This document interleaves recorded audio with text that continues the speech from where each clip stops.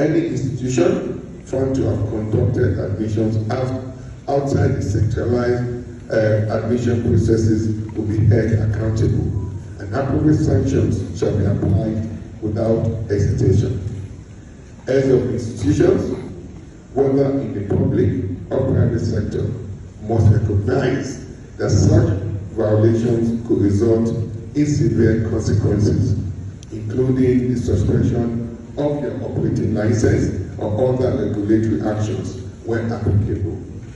Government will continue to enforce compliance with this policy, and appropriate sanctions will be applied when necessary. This is not a punitive measure. It is a necessary step towards restoring order and credibility in our education system.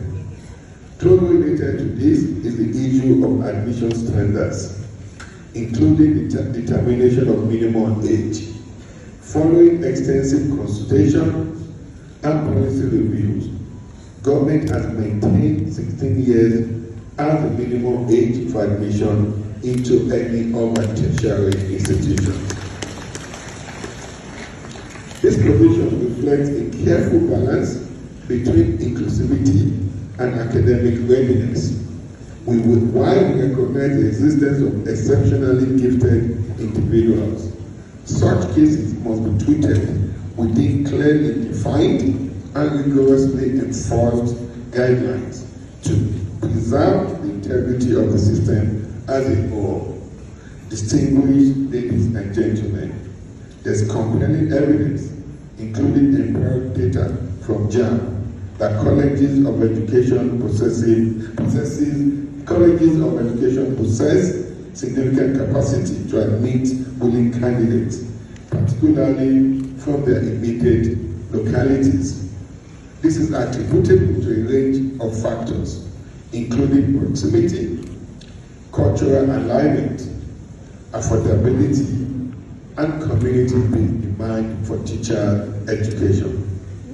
Harnessing this latent capacity is critical, not only for expanding access, but for addressing persistent challenge of our out-of-school adolescents.